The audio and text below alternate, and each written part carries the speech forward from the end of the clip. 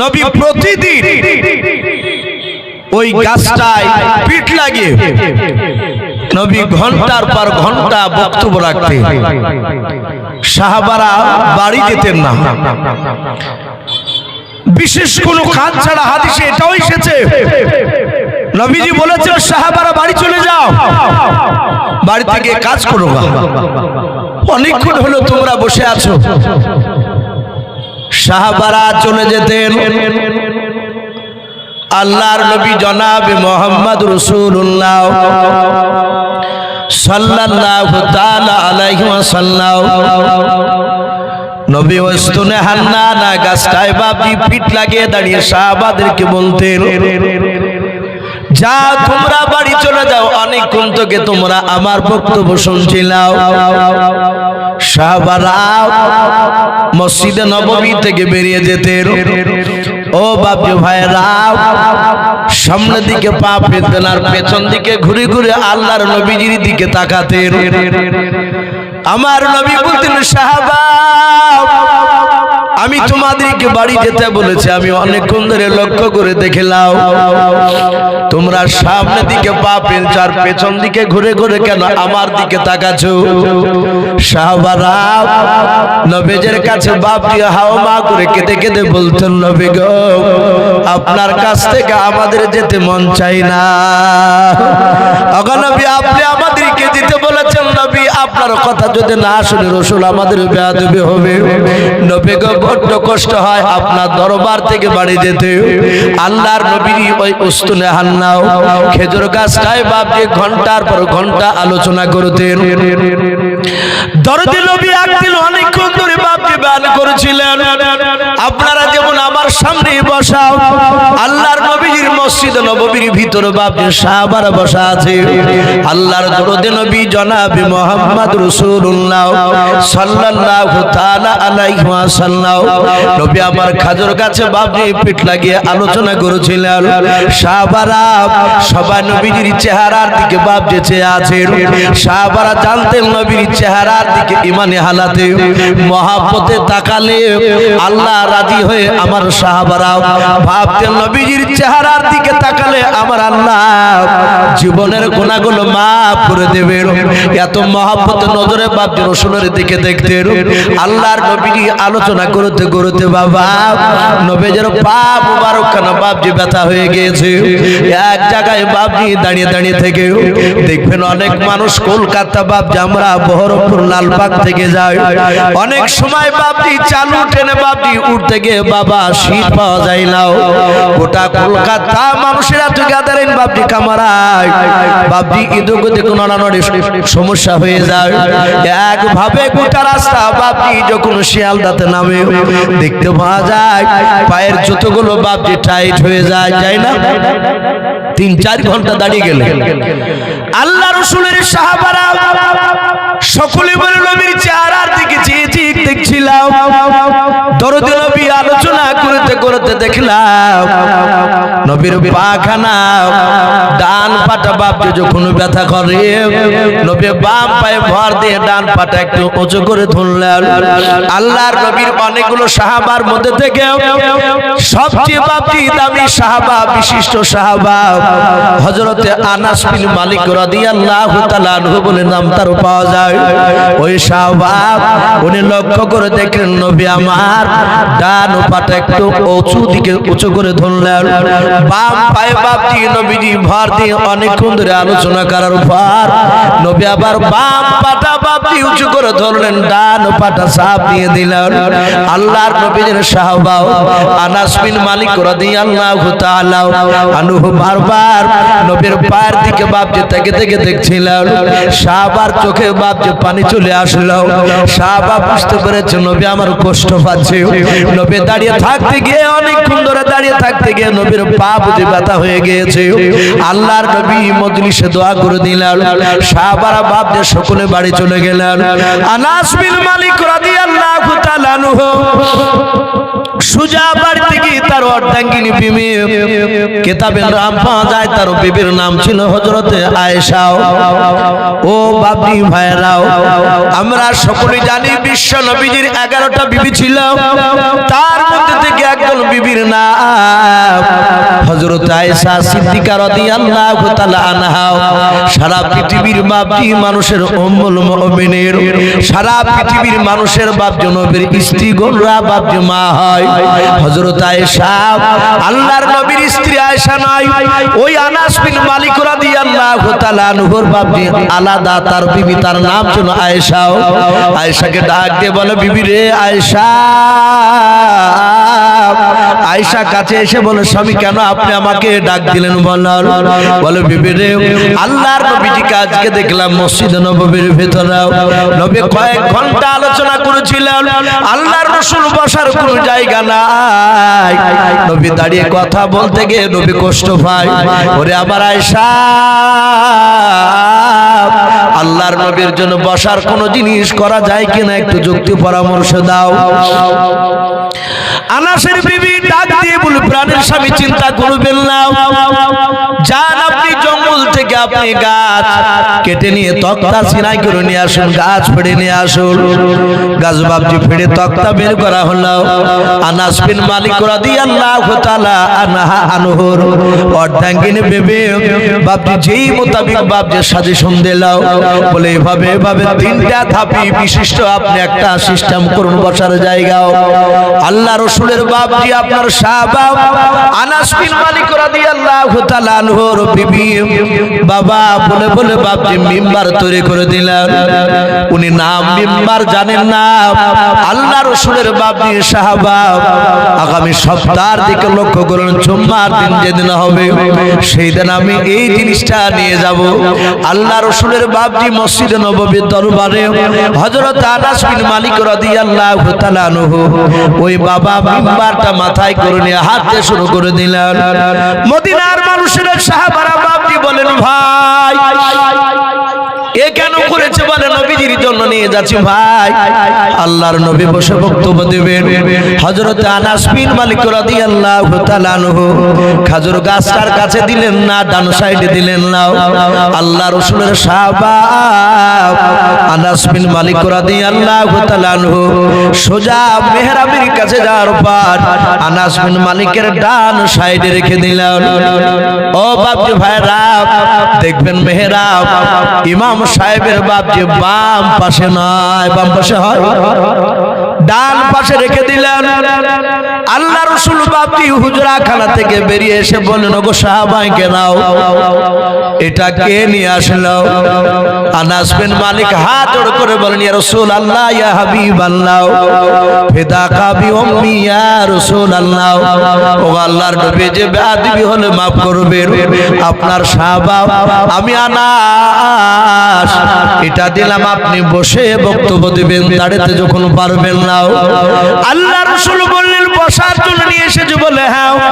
দরুদ নবী বাপজি মিম্বারে বসে আল্লাহর নবী যে বাপজি প্রথমকার একবার প্রথম নাম্বার ধাপিতে নবী বসে পড়লেন।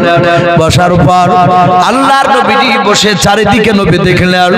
দেখার পর আনাস বিন মালিক রাদিয়াল্লাহু তাআলা আনহু নবীর দিকে যে আছেন দেখে নবী যে অসন্তুষ্ট হলো না কেউ, নবী আমার ব্যবহারে খুশি হয়েছে কিনা একটু তাকে দেখে আনাস বিন মালিক তাকাচ্ছেন বিশ্ব নবী বাপজি আনাস বিন মালিকের দিকে তাকিয়ে। নবী আমার মিম্বারে বসে বসে আল্লাহর নবী মুচকে মুচকে হাসতেছেন, বলুন সুবহানাল্লাহ। হযরত আবু বকর সিদ্দিক রাদিয়াল্লাহু তাআলা আনহু নবীজির বাপজির সামনে বসা ছিলেন। আল্লাহ রাসূলের চেহারার দিকে তাকিয়ে দেখছেন নবীজি হাসতেছে, আনাস বিন মালিকের দিকে তাকিয়ে হযরত আবু বকর নবীর তাকানোর দিকে তাকালেন। দেখি নবী কোন দিকে তাকায়, কার দিকে তাকায়, দেখলেন আনাস বিন মালিকের দিকে নবী তাকে দেখে হাসতেছে। হযরত আবু বকর ডাক দিয়ে বলে, আনাস বড় তুমি ভাগ্যবান, কারণ তোমার ব্যবহারে রাসূলুল্লাহ খুশি হয়ে গিয়েছে। আমার আল্লাহ কোরআনে বলেছেন, কুল ইন কুনতুম তুহিব্বুনাল্লাহ ফাত্তাবিউনি ইউহিব্বুকুমুল্লাহ ওয়া ইয়াগফির লাকুম যুনুবাকুম ওয়াল্লাহু গফুরুর রহিম। আমার আল্লাহ বলেছেন, হে নবী আপনি বলে দাও, আমার জান্নাত পেতে হলে, আমার সান্নিধ্য লাভ করতে হলে, ও নবী আপনি বলে দেন, আপনার জন্য ইত্তেবা অনুসরণ করে যেন চলে। নবীজি আপনি যদি খুশি হয়ে যান, আপনাকে যারা ভালোবাসবে আমি আল্লাহ, আমি তাদেরকেও ভালোবাসবো। শুধু ভালোবাসবো তা নয়, তাদের জীবনের সব গুনাহগুলো আমি মাফ করে দেব। বলুন সুবহানাল্লাহ। ও বাপজি ভাইরা, আল্লাহ রাসূল হাসতে হাসতে বাপজি কিছুক্ষণ পর নবীজি বক্তব্য শুরু করে দিলেন। সাহাবারা সকলে বাপজি নবীজির কথাগুলো শুনতেছিল। হঠাৎ করে বাপজি দেখলেন ওই মসজিদে নববীর ভিতর থেকে একটা ছোট্ট বাচ্চা ছেলের বাপজি কান্নার আওয়াজ বেরিয়ে আসলো। আল্লাহ রাসূল বলেন, ওগো সাহাবায়ে কেরাম, বললাম কার বাচ্চা কান্না করে, কি বাচ্চা নিয়ে এসেছে? বললাম বাচ্চাটাকে একটু কান্না থামিয়ে দাও। সাহাবারা ডান দিকে বাম দিকে চারিদিকে তাকাতে গিয়ে করে দেখে বললেন, ওগো আল্লাহর নবী, যে চারিদিকে তাকে দেখলাম একটা মানুষও আপনার সাহাবারাও কোনো বাচ্চা নিয়ে আসে নাই। হযরত আনাস বিন মালিক রাদিয়াল্লাহু তাআলা আনহু বলেন, নবী এই বাচ্চা ছেলের কান্নার আওয়াজ ওই খেজুর গাছের ভেতর থেকে বেরিয়ে আসছে। বলুন সুবহানাল্লাহ। আল্লাহ রাসূলের সাহাবারা বলে, আমরা তাকিয়ে দেখলাম। নবীজি তাকালেন, দেখলেন গাছটার গোটা বডি দিয়ে বাপজি পানি ঝরছে। কলা গাছে যেমন ঠোকা মারলে পানি বের হয়, ওই খেজুর গাছটার ভিতর থেকে কান্নার আওয়াজ সাহাবারা বললেন আমরা নিজ কানে শুনছিলাম। ওই খেজুর গাছটার কান্না আমার বিশ্ব নবীজি নামার পরে ওই গাছটায় হাত দিলে সাথে হাতে গাছের কান্না বন্ধ হয়ে গেল। নবী বললেন, এই উস্তুনে হাত নাও, এই গাছ তুই কাঁদছিস কেন? খেজুর গাছটা বিশ্ব নবীর সাথে কথা বলতে লাগলেন। বলুন সুবহানাল্লাহ। হাদিসে পাওয়া যায় 1,24,000 নবী রাসূল। অনেকে বাপজি শুনতে পায়, আপনারা শুনেছেন মতান্তরে 2,24,000 নবী রাসূল বলেন। মিশকাত শরীফে 1,24,000 পাওয়া যায়। আর অন্য কিতাবে বাপজি মতান্তরেও কথাটা এসেছে। যদি 1,24,000 তাই যদি বলি, এগুলো তো কম নবী নয়। সমস্ত নবীর মধ্যে থেকে বিশ্ব নবী বলে গোটা পৃথিবীতে মাত্র 2টো নবী রাসূল, তারা সারা পৃথিবীর মাখলুকাতের কথা বলতে পারতেন এবং সব মাখলুকাতের কথা তারা বুঝতে পারতেন। 1 নম্বর নবী দুনিয়াতে আসার সিরিয়াল অনুযায়ী হযরতে সুলাইমান নবী আলাইহিস সালাম, উনি সারা পৃথিবীর মাখলুকাতের কথা বুঝতে পারতেন। ওনার জীবনী যারা শুনেছে দেখবেন জীবনীতে পাওয়া যায় সুলাইমান নবী আলাইহিস সালাম, সুলাইমান উনি একটা পিপিলিকার সাথে কথা বলেছিলেন, যাকে আমরা পিঁপড়া বলি। এই সুলাইমান নবী আলাইহিস সালাম জিনের সাথে, বাঘের সাথে, মাছির সঙ্গে, বাতাসের সঙ্গে, গোটা পৃথিবীর মাখলুকাত যা আছে সবারই সাথে কথা বলতেন এবং তাদের কথা তিনি বুঝতে পারতেন। 2 নাম্বার নবী সিরিয়াল অনুযায়ী আপনার আমার নবী জনাবে মুহাম্মদ রাসূলুল্লাহ সাল্লাল্লাহু তাআলা আলাইহি ওয়াসাল্লাম, এই নবী বাঘের সাথে কথা বলেছেন, উটের সঙ্গে কথা বলেছেন। রহমতের নবী পৃথিবীর অনেক কিছুর সাথে কথা বলেছে। আল্লাহ রাসূল গাছকে বলেন, গাছ কাঁদছিস কেন তুই? বলে, নবী গো, আপনার রহমতের বডি থেকে আমাকে আজকে আলাদা করে দিয়েছে, আমাকে বঞ্চিত করে দিয়েছে। এতদিন আপনার রহমতের বডিটা আপনি আমার শরীরে থেকে আপনি বক্তব্য দিতে। আল্লাহর নবী বলেন, গাছ কাঁদিস না, তুই আমাকে এত ভালোবাসিস। বলে, নবী আপনাকে বড্ড ভালোবাসি, আপনি সারা পৃথিবীর আশরাফুল মাখলুকাতের মধ্যে শ্রেষ্ঠ, আপনি মাখলুক। ওগো নবী, আমি আপনাকে খুব ভালোবাসি। আল্লাহ রাসূল বলেন, গাছ মহব্বত যখন করিস আর কাঁদিস না। আমার সাহাবা ওই মিম্বার বানিয়েছে, আমি তাতে আজ থেকে বক্তব্য দিব। ওরে গাছ, আমি পয়গম্বর, আমি কথা দিচ্ছি কিয়ামতের ময়দানে যদি আল্লাহ আমাকে জান্নাত দেয়, সেই জান্নাতটা আমি থাকবো, সেই জান্নাতে খেজুর গাছ তুইও থাকবি। জোরে বলুন সুবহানাল্লাহ। পৃথিবীর সব খাজুর গাছ জান্নাতে যাবে না বাবা। হাদিসে পাওয়া যায় এই মানুষ আর জিন এই দুটো বাপজি মাখলুকাত তারা জান্নাতে থাকবে। বলুন সুবহানাল্লাহ। মানুষ আর জিন হাদিসে পাওয়া যায় মানুষ যারা জান্নাতি হবে তারা জান্নাতে কোটি কোটি বছর ধরে যার সীমা বাধা নাই তারা থাকবে জান্নাতে। আর যারা জাহান্নামী মানুষ হবে বাপজি তারাও জাহান্নামে থাকবে। আমার বিশ্ব নবী জনাবে মোহাম্মদ রাসূলুল্লাহ খাদিজা পড়াশোনা করে যাও দোয়া করো আল্লাহ তোমার বোনকে উচ্চ শিক্ষায় শিক্ষিতা দান করুন। বলুন আল্লাহু আকবার। যাক ভাই দিয়েছে যখন মাদ্রাসায় এখানে মানুষ দেওয়ার জন্য এসেছে ইনশাআল্লাহ।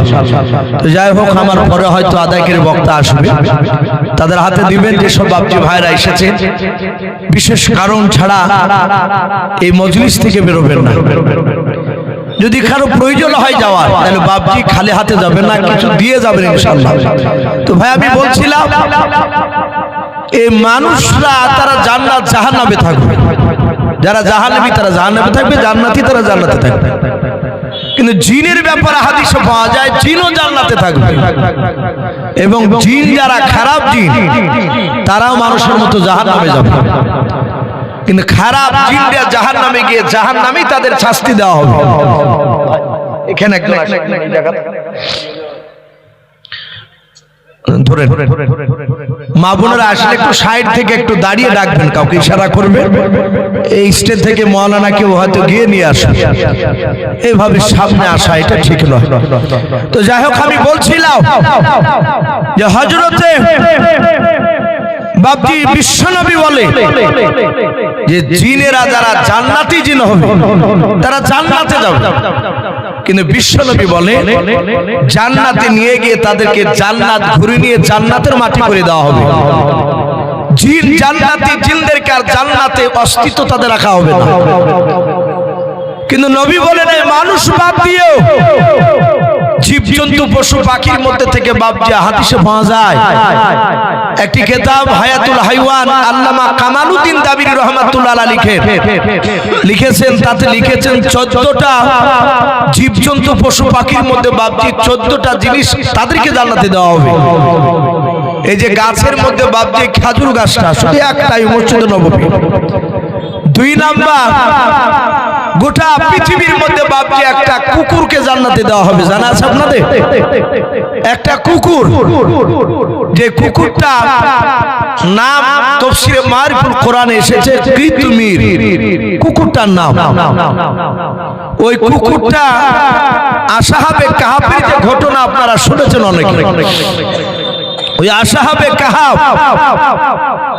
ওই 7 জন বলেন আর 14 জন বলেন আর 18 জন বলেন, ওরা এক ঘুমে 309 বছর বাপজি কুকুর সহ পার করে দিয়েছিল।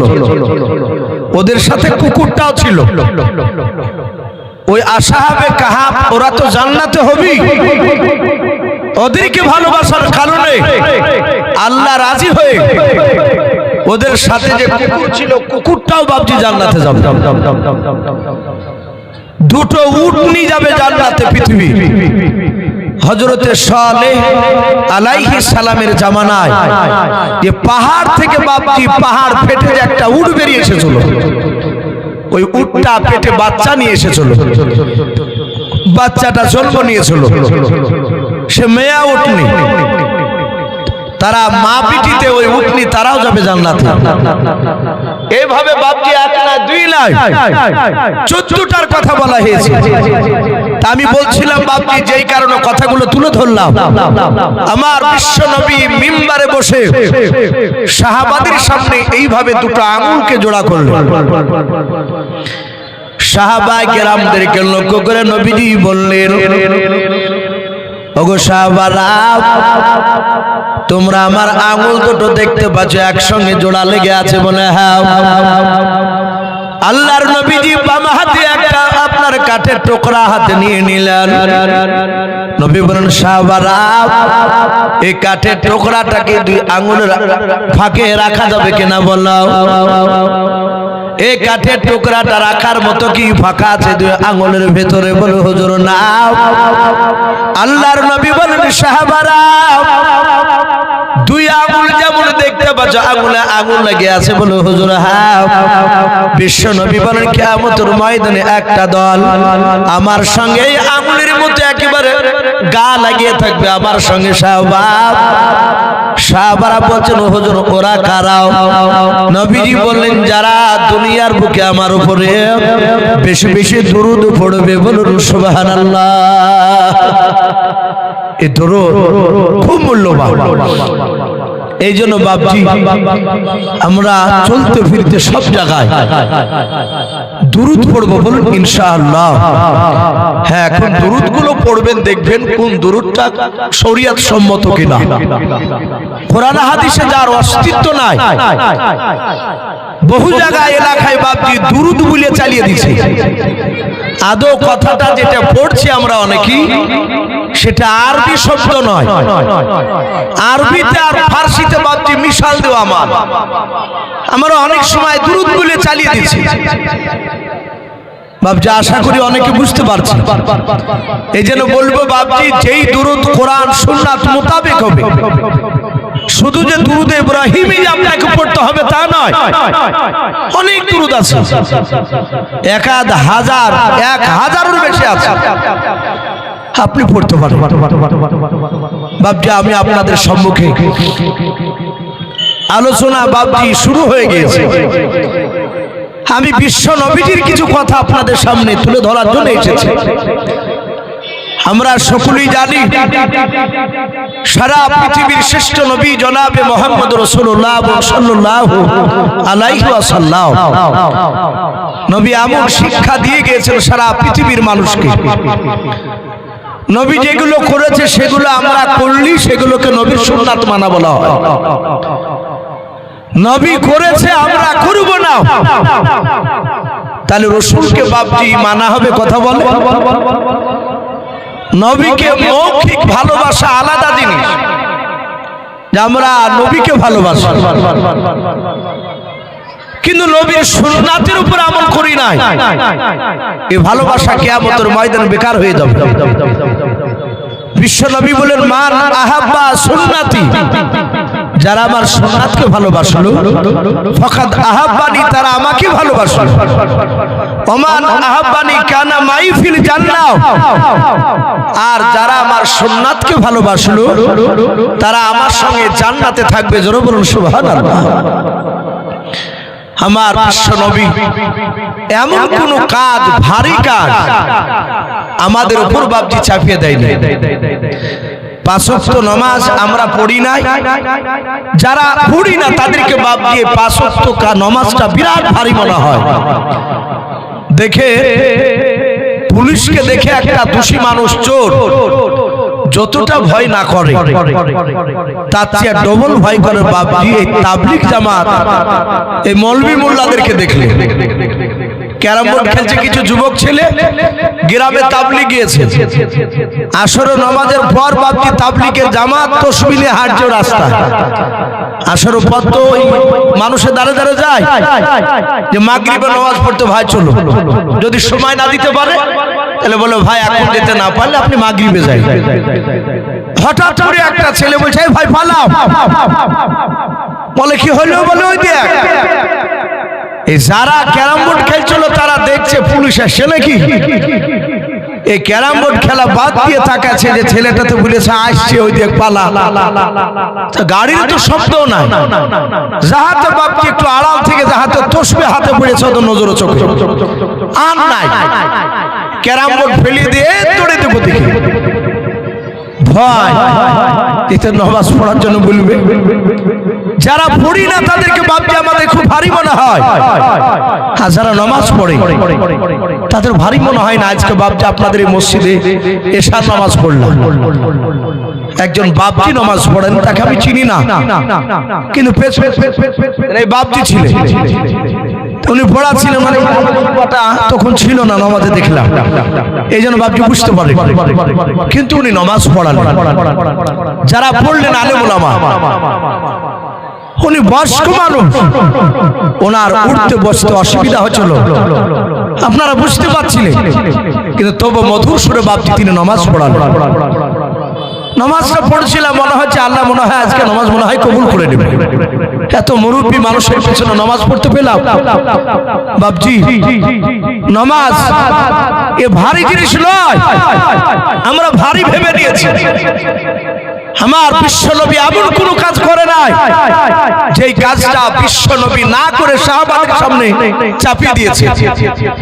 হাদিসে পাওয়া যায় আল্লাহ রাসূল সাল্লাল্লাহু তাআলা আলাইহি ওয়াসাল্লাম প্রতিটা কাজ নিজে আমল করার পর বাপজি সাহাবাদের সামনে বলেছে, এবং নবী সেটা বাস্তবে প্রমাণ করে দেখে দিয়েছে। আপনারা সকলেই জানেন জিবরিল আলাইহিস সালাম বিশ্ব নবী, দরুদ নবী, রহমতের নবী। এদিকে দেন না মুফতি সাহেব একটু আগে দিকে। আল্লাহ রাসূল সাল্লাল্লাহু তাআলা আলাইহি ওয়াসাল্লামকে জিবরিল আলাইহিস সালাম এসে বললেন, আসসালামু আলাইকা ইয়া রাসূলুল্লাহ ইয়া হাবিবাল্লাহ। নবীজি সালামের উত্তর দিলে বলেন, আ জিবরিল ভাই, কি ব্যাপার তুমি আমার কাছে? জিবরিল আলাইহিস সালাম তিনি ডাক দিয়ে বললেন, ওগো নবী, আল্লাহ বলেছেন বান্দার সাথে কিছু আল্লাহর হক রয়েছে। এই যে আপনারা আমরা আছি এখানে সব, আমাদের সাথে আল্লাহর কিছু হক রয়েছে। বিশ্ব নবী বলেন, সেটা একটু বুঝিয়ে বলো। জিবরিল আলাইহিস সালাম বলেন, যেমন 5 ওয়াক্ত নামাজ পড়া, এটা আল্লাহর সাথে বান্দার হক। রোজা করা, হজ ফরজ থাকলে হজ আদায় করা। হে নবী, একটা মানুষ পৃথিবীর মধ্যে সে জীবনে নামাজ পড়ে না, এক ওয়াক্ত পড়ে না, এরকম মানুষ আছে কি নাই? কথা বলে, দুনিয়াতে বহু আছে। এক ওয়াক্ত নামাজ পড়ে নাই, সারা জীবন মদ খেয়েছে, এক কথায় শরিয়ত বিরোধী কাজ করেছে, সে মারা গিয়েছে। আমার আল্লাহ কিয়ামতের ময়দানে বাবা ফেরেশতাকে ডাক দিয়ে বলবেন, ওরে আমার ফেরেশতা, দেখো আমার বান্দার তার জীবনে কোনো নেকি আজ পাওয়া যায় কিনা, তার আমলগুলো লক্ষ্য করে দেখো। ফেরেশতারা তার আমলগুলো বাপজি লক্ষ্য করে দেখবেন, তার পুরা জিন্দেগিতে একটাও বাপজি নেকি নাই, সব গুনাহতে ভরপুর হয়ে আছে। ফেরেশতা বলেন, আল্লাহ এর ভিতরে আমল নেকি ভালো না, সব গুনাহতে ভরপুর হয়ে আছে, আমল নামাও। আল্লাহ বলেন, তাহলে কি করা লাগবে? বলে, আপনার কথা অনুযায়ী জাহান্নামে দেওয়া লাগবে। আমার আল্লাহ ওই বান্দার দিকে বাপজি তাকানোর পর রহমতে বাপজি ডুব দিয়ে দেবেন। আমার আল্লাহ ডাক দিয়ে বলবেন, ওরে ফেরেশতা, আমি আল্লাহ ওকে আমি মাফ করে দিলাম। বলুন সুবহানাল্লাহ। মাফ করে আমি জান্নাতে দিয়ে দিলাম। কিয়ামতবাসীরা তারা যদি সবাই আল্লাহর বিরুদ্ধে স্লোগান তোলে, যদি বলে, আল্লাহ এই লোকটা জীবনে ভালো কাজ করে না, একে তুমি কেন জাহান্নাম থেকে জান্নাতে দিলে? একে জান্নাত থেকে তুলে জাহান্নামে দিয়ে দাও। আমার আল্লাহর বিরুদ্ধে যদি স্লোগান তুলে আমাদের লাভ হবে? কথা বলে। আল্লাহ যদি বলে, বান্দা আমি আল্লাহ আমি ইচ্ছা করে ওকে মাফ করে দিয়েছি, তোদের কিছু করার আছে? আমাদের আর কিছু করার থাকবে না বাবা। কিন্তু আপনাকে আমাকে যে মাফ করবে তার তো কোনো গ্যারান্টি নেই। এই জন্য বাপজি নামাজ ফরজাইন পড়া লাগবে। জিবরিল বলে, নবী এগুলো হচ্ছে আল্লাহর হক। আল্লাহর হক পরিপূর্ণভাবে আদায় করে না যেতে পারলে আল্লাহ ইচ্ছা করে তাকে মাফ করে দিতে পারে। কিন্তু নবী গো, যদি বান্দার সাথে কোনো বান্দার হক আদায় করে না যেতে পারে, আল্লাহ কিয়ামতের ময়দানে তাকে মাফ করবে না। আমার বিশ্ব নবী জনাবে মুহাম্মদ রাসূলুল্লাহ সাল্লাল্লাহু তাআলা আলাইহি ওয়াসাল্লাম দরদি নবী রহমতের নবী এই কথাটা বাপজি শুনে সাহাবাদের সামনে বললেন।